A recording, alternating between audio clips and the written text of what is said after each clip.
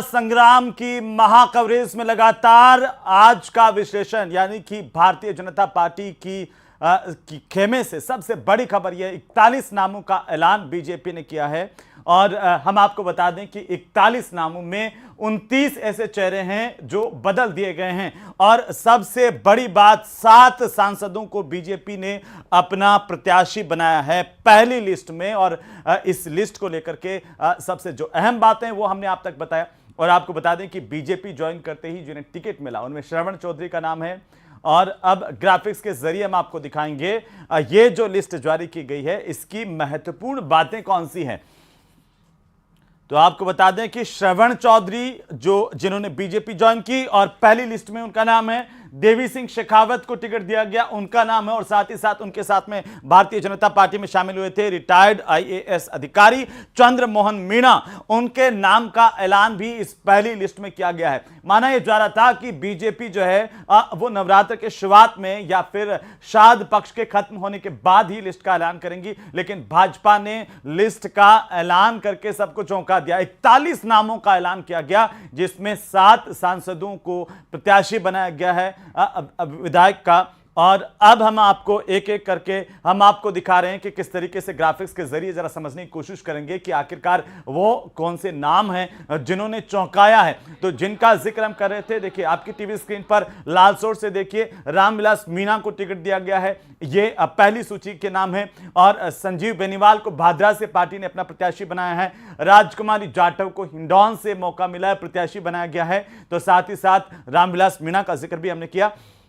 उनको भी पार्टी ने अपना प्रत्याशी बनाया है। संजीव बेनीवाल हैं भादरा से पार्टी के प्रत्याशी होंगे, इस बात का आधिकारिक तौर पर ऐलान कर दिया गया। 41 ऐसे नाम हैं जिनका ऐलान बीजेपी ने आज किया है। और लगातार हम इन नामों को लेकर के, इस लिस्ट को लेकर के आप तक तमाम जानकारी पहुंचा रहे हैं। सत्ता के इस महासंग्राम को लेकर के आज सबसे बड़ी कवरेज लगातार जारी है। सबसे पहले हमने आप तक पहुंचाया, आपको बताया कि 41 नामों का ऐलान भाजपा की तरफ से किया गया है। साथ ही खास बात हम आपको यह भी बता दें कि इन चुनावों को लेकर के टीवी इतिहास के सबसे अत्याधुनिक तकनीक के साथ में आप न केवल ग्राफिक्स देख पाएंगे बल्कि हर आधुनिक तकनीक के साथ में हम आपको एक एक चीज बारीकी के साथ समझाएंगे, बताएंगे कि आखिरकार इस लिस्ट में क्या कुछ खास है और आगे आने वाली लिस्टों के लिए संकेत क्या हैं।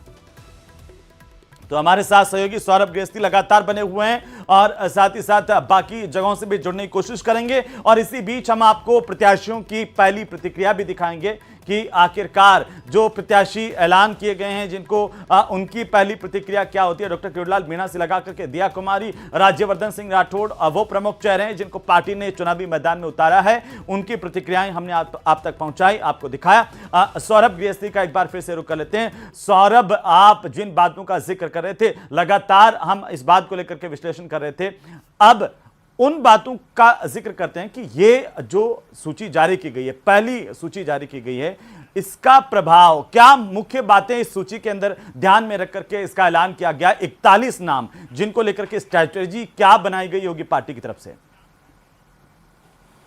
जी बिल्कुल, देखिए पॉइंट वाइज अगर देखें तो पहले लिस्ट में जो नाम आए हैं वो सर्वे के आधार पर नाम लिए गए हैं कि सर्वे के हिसाब से ही तमाम नामों को शामिल किया गया है। सांसदों को चुनाव लड़ाया गया है, उसका साफ तौर पर यह मकसद है कि 2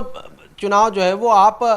मोदी लहर में लड़ चुके हैं। अब आप अपने आप को खुद को जो है वो स्थापित करना होगा, आपको बताना होगा कि आप जो है वो कितने काबिल हैं। इस लिहाज से इनको जो है वो अलग अलग विधानसभा क्षेत्रों में जो है वो चुनाव पार्टी जो है वो लड़ाने जा रही है। खास बात इसमें वो भी है जो नए चेहरे शामिल हुए, चाहे बात घर वापसी की हो या हाल में जो है वो पार्टी ज्वाइन की है। तो पार्टी का एक साफ तौर पर यह संदेश है कि अगर बीजेपी कोई ज्वाइन करता है तो उसको पार्टी मौका देने से नहीं हिचकेगी। यानी दूसरे जो नेता हैं उनको साफ तौर पर यह संदेश देने की कोशिश है कि अगर बीजेपी वो ज्वाइन करते हैं तो उनको संभवतः पार्टी मौका दे सकती है। तीसरा जो संदेश निकल कर आ रहा है कि ये जो तमाम सीटें थी बीजेपी के लिए, ज़्यादातर सीटें जो है वो टफ थी, बीजेपी इनमें हार रही थी या फिर कह सकते हैं कि 3 में से 1 चुनाव जीती थी, इस प्रकार की सीटें जो है वो ज़्यादा हैं। तो अब इन तमाम प्रत्याशियों को एक तरह से जब 23 नवंबर को मतदान होना है, उससे पहले मौका जो ये दिया गया है कि आप अभी से ही अपने अपने क्षेत्र में जो है वो तैयार रहिए, अपने क्षेत्र में चुनाव प्रचार में जुट जाइए, अपनी स्थिति को मजबूत किस प्रकार से करें उसको लेकर ये इतना बड़ा समय जो है वो दिया है। इसके अलावा एक संदेश ये भी है, देखिए कई ऐसे नाम हैं जो परंपरागत रूप से एक की सीट पर जो है वो चुनाव लड़ते आए, लेकिन उनका नाम इस लिस्ट में नहीं है। वसुंधरा राजे झालरापाटन से लड़ती आई हैं, उनके खिलाफ किसी प्रकार का और कोई उम्मीदवार नहीं है, उसके बावजूद भी इस लिस्ट में उनका नाम नहीं है। राजे राठौड़ का नाम नहीं है, और भी जो कई नाम है, वासुदेव देवनानी का नाम नहीं है, अनीता बघेल का नाम नहीं है, सतीश पूनिया का नाम नहीं है, कालीचरण सराफ जो 7 बार से विधायक रहे उन्हीं। तो पार्टी एक तरह से उनको ये संदेश भी देने की कोशिश है कि संभवतः कुछ नामों में बदलाव जो है वो होने जा रहा है। ये भी एक तरह का संदेश जो है वो पार्टी इसमें खास तौर पर दे रही है। 41 नाम है, उसमें 4 महिलाओं को शामिल किया गया है, यानी आने वाली सीट जो लिस्ट होगी उसमें संभवतः और भी महिलाओं को प्रतिनिधित्व जो है वो पार्टी दे सकती है। पार्टी ये संदेश देने की साफ तौर पर जो है वो कोशिश कर रही है, चूंकि जिस प्रकार का बिल जो है वो मोदी सरकार लाई है महिला आरक्षण वाला, तो उसकी शुरुआत जो है वो एक तरह से राजस्थान से हो, एक तरह का मैसेज महिला वोटर्स को देने की कोशिश जो है वो पार्टी कर सकती है, और यहाँ पर महिलाओं को ज़्यादा प्रतिनिधित्व जो है वो दिया जा सकता है। तो ये शुरुआती जो है वो आकलन एक तरह से साफ तौर पर इस पूरे उसमें देखने को मिल रहा है। एससी की 6 सीटों पर जो है वो घोषणा की गई है, एसटी की 10 सीटों पर की प्रत्याशियों की घोषणा की गई है। विजय बैंसला जो किरोड़ीलाल बैंसला के जो है वो बेटे हैं, उनको गुर्जर मतदाताओं को साधने के लिहाज से उनको एक जो है वो प्रत्याशी बनाया गया है। किरोड़ीलाल मीणा जो सवाई माधोपुर और दौसा में अपना एक बहुत अच्छा जनाधार जो है वो रखते हैं, उनको जो है वो एक तरह से सवाई माधोपुर से उतारा जरूर गया पार्टी ने, लेकिन जिस प्रकार की ये चर्चा चल रही थी कि किरोड़ीलाल मीणा और भी जो है वो टिकट चाहते हैं, 2 से 3 टिकट वो चाहते हैं, इस प्रकार की चर्चा काफ़ी दिनों से चल रही थी। तो उनको जो है वो गोलमा देवी का जिस प्रकार से उन्होंने साफ तौर पर ऐलान कर दिया है कि वो चुनाव जो है वो लड़ने नहीं जा रही है, तो कई तरह के संदेश जो है वो इस लिस्ट में छुपे हुए हैं। अंचल के तौर पर भी हम इसे देखने की कोशिश करेंगे, चाहे वो वागड़ का इलाका हो, शेखावाटी का इलाका हो, या फिर हाड़ौती और मारवाड़ का इलाका हो। मारवाड़ से कोई नाम अभी इस पहली लिस्ट में नहीं आया है, उस पर मैं आऊंगा, लेकिन एक जो महत्वपूर्ण बात आप कह रहे थे, इसी चर्चा को हम आगे बढ़ाएंगे। सहयोगी लवली हमारे साथ है, मैं पीसीआर से कहूंगा लवली को स्क्रीन पर लाएं। लवली वधवा हमारे साथ हैं, उनका भी हम रुख कर लेंगे। लवली, आपके पास क्या अपडेट है? पहली सूची भाजपा ने जारी कर दी है, अब इंतजार है कांग्रेस के खेमे का। हाँ देखिए, बिल्कुल कांग्रेस के खेमे का बेसब्री से इंतजार है कि वो सूची कब आएगी, लेकिन सीधे तौर पर कांग्रेस इस बात को कह चुकी है कि सर्वे के आधार पर दिल्ली से आलाकमान ही इस पूरे मसले पर जो है वो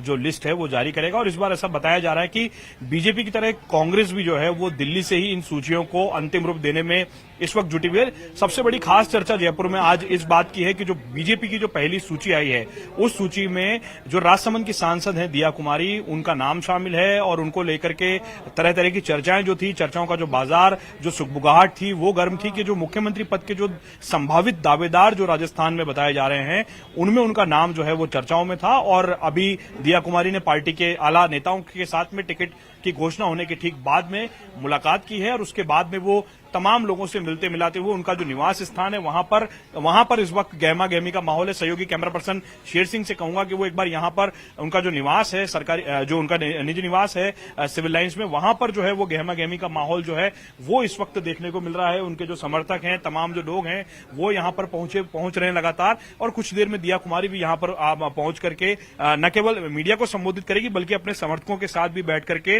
विचार विमर्श करेंगी। तो ये कहा जा सकता है कि ये पहली सूची जो थी वो काफी, ये कह सकते हैं, धमाकेदार रही। राजस्थान के पिछले चुनाव की अगर पर जो नजर डालें, नए चेहरों को मौका दिया है, जातिगत समीकरणों को ध्यान रखा गया है, और 41 की सूची के अंदर ये कोशिश की गई है कि सभी जातियों को, सभी वर्गों को इससे साधा जाए, और खास तौर पर महिलाओं को जो तवज्जो दी गई है, महिलाओं को जिस तरह की तवज्जो दी गई, उसके बाद में ये कहा जा रहा है कि सरकार ने अपना ये मैसेज क्लियर कर दिया है कि सरकार किस तरीके से मुख्यमंत्री पद के दावेदार को लेकर के और तमाम चीजों को लेकर के किस तरीके से लगातार चर्चाएं जो थी वो चल रही हैं और उनके उसके बाद में राजस्थान को जीतना है, फतेह करना है, इसलिए बीजेपी पूरी कोशिश में जुटी है कि किसी भी तरीके से राजस्थान की जो सत्ता जो बीजेपी ये मानकर चल रही है कि उनके हाथ में आ रही है तो उसे गंवाना नहीं चाहती है। तो ऐसे में तमाम तरह के जो विरोध हैं, तमाम तरह की जो अटकलें हैं, उन्हें एक तरफ छोड़ते हुए भारतीय जनता पार्टी का जो केंद्रीय आला कमान है उसने पूरी कमान जो है वो अपने हाथ में ली है और ऐसा कहा जा रहा है कि प्रधानमंत्री नरेंद्र मोदी इस पूरे चुनाव को जो है वो देख रहे हैं और सांसदों को जिस तरीके से मौका दिया गया है उसके बाद में ये माना जा रहा है कि और सांसदों को, क्योंकि जैसा कि अभी आप जिक्र कर रहे थे मारवाड़ अंचल के टिकटों की बारी अभी आनी है, हाड़ौती अंचल के टिकटों की बारी अभी आनी है, हाड़ौती से भी कोई नाम फिलहाल सामने नहीं आया है। तो ऐसे में हाड़ौती और मारवाड़ अंचल के अंदर भी ऐसी उम्मीदें हैं कि सांसदों को मौका दिया जा सकता है। कुछ और सांसद जो हैं उन्हें मैदान में भेजा जाएगा और उनका टेस्ट किया जाएगा कि नरेंद्र मोदी के चेहरे के अलावा क्या वो अपने चेहरे के आधार पर विधानसभा की सीट जीत भी सकते हैं या नहीं। इन तमाम फॉर्मूलों को लेकर के लगातार चर्चाएं चल रही थी। संगठन महामंत्री बीएल संतोष जब जयपुर पहुंचे थे तो उन्होंने ऑफ कैमरा इस बात को स्वीकार किया था कि सीधे तौर पर संगठन ही सब कुछ होगा और सत्ता में जाने का जो रास्ता होगा वो संगठन के दरवाजे से ही जाएगा। लेकिन तो क्या लवली इस बात की सुगबुगाहट थी क्या कि विद्याधर नगर के अंदर चेहरा बदल जाएगा, दिया कुमारी को राजसमंद से यहां पर ला करके टिकट दिया जा सकता है, मैदान में उतारा जा सकता है, इस तरह की चर्चाएं क्या यहां पर विद्याधर नगर में, जयपुर में देखने को मिल रही थी क्या? देखिए बिल्कुल चर्चाओं का बाजार जरूर गर्म था। ऐसी संभावनाएं थी कि नाथद्वारा से उन्हें जो है सीपी जोशी के सामने उतारा जा सकता है, फिर से सवाई माधोपुर भेजा जा सकता है। लगातार अलग अलग तरह के सर्वे हो रहे थे, लेकिन पार्टी संगठन ने जिस तरीके से सर्वे किया और जो क्षत्रिय वोट बैंक, जो बड़ा एक मास वोट बैंक है जयपुर की विद्याधर नगर की सीट का, उसको साधने के लिए, और सबसे बड़ी बात यह कि जब दिया कुमारी सबसे पहले राजनीति में जब उन्होंने प्रवेश किया था तो जयपुर उनकी प्रायोरिटी था, उनकी प्राथमिकता में था, लेकिन संगठन ने उनको सवाई माधोपुर भेजा। सवाई माधोपुर के रास्ते वो राजसमंद गई और राजसमंद के रास्ते आज वो फिर जयपुर लौट रही हैं। ऐसे में जयपुर का जो पुराना राजघराना है, ये तमाम जो उनके समर्थक हैं, उनके एक मास अपील है लोगों के बीच में, शहर की सीट से बाहर निकालकर, शहर में चैलेंजेस हैं काफी सारे, लेकिन उनके सेफ सीट, ये कह सकते हैं जिताऊ सीट माना गया है। ए कैटेगरी की, बी कैटेगरी की सीटों के अंदर अगर चर्चा करते तो विद्याधर नगर से लगातार नरपत राजवी चुनाव जीत रहे थे, तो ये माना जा सकता है कि नरपत राजवी के टिकट को शिफ्ट किया गया है, उन्हें काटा गया। फिलहाल ये कहा जा सकता है कि उनका टिकट काटा गया है,